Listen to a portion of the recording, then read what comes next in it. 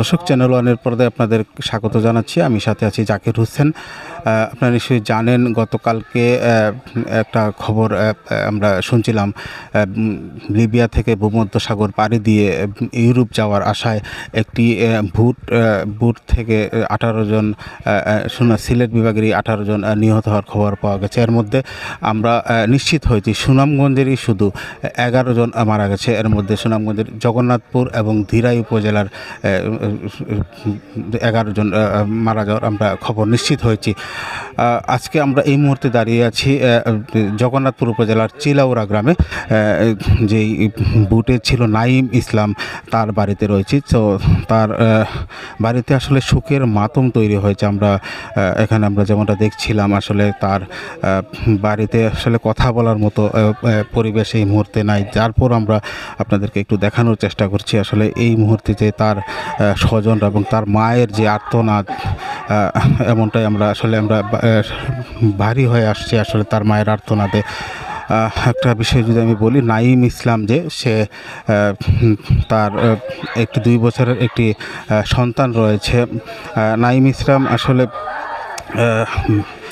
সর্বশেষ তার স্বজনদের সাথে যে কথা হয়েছিল 20 মার্চ সর্বশেষ তাদের সাথে কথা হয়েছিল। আমরা নাঈম ইসলামের বড় ভাইয়ের সাথে কথা বলে আমরা এমনটা জানতে পেরেছি।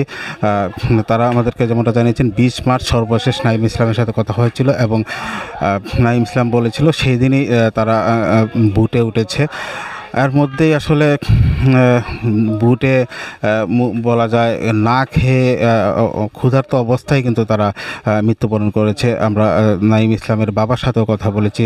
নাঈম ইসলামের বাবা দুলন মিয়ার সাথে আমরা কথা বলেছি। দুলন মিয়া আমাদেরকে যেমনটা জানিয়েছেন, আসলে ক্ষুধার্ত অবস্থায় তার ছেলে মারা গেছে। আমরা এই মুহূর্তে একটু দুলন মিয়ার সাথে কথা বলবো, নাঈম ইসলামের বাবার সাথে। আপনারা কি খবর পেয়েছিলেন? আপনার ছেলে কিভাবে মারা গেছে আপনারা কিভাবে নিশ্চিত হলেন?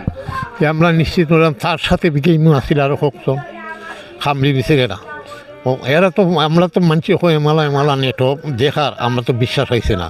খামড়ি বিচির ছেলের লম্বারটা আনছে আমার মেয়ে আনার পরে খামড়ি বিচের ছেলে গেছে, ফোন করার পরে খামড়ি বিচের ছেলে হয়েছে হয়ে আপা মালা। আমরা এত অনাহারে, যত সব মানুষ মারা গেছে অনাহারে মারা গেছে, পানির অভাবে মারা গেছে, খাদ্য দিছে না। 1 প্যাকেট বিস্কুট দিয়া দিছে, 1 প্যাকেট বিস্কুট দিয়া দিছে 1জনকে।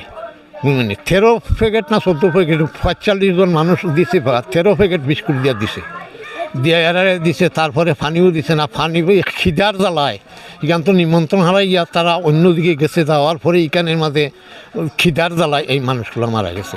আপনি যে দালালের মারফত আপনার ছেলেকে পাঠিয়েছিলেন, কত টাকা দিয়েছিলেন এবং কি তার সাথে কথা বলার চেষ্টা করেছেন কিনা, আপনার যোগাযোগ হয়েছে কিনা? যে আমরা তো সবসময় তার সাথে কথা হয়েছি, ফোন দিয়া হয়েছি যে আমার ছেলেরে একটা আলাপ করাবা। আমার ছেলেরে যেদিন গেইমও তুলস, গেইমের সময় আমার ছেলেরে আগে জানাইছে আমরা এখানে মতন পড়াইমু এটা করাইমু, হইল ঠিক আছে। কিন্তু এই দিন প্রথম দেওয়ার পরে আমরা তো হইল 1 সপ্তাহের ভিতরে গেম হইব।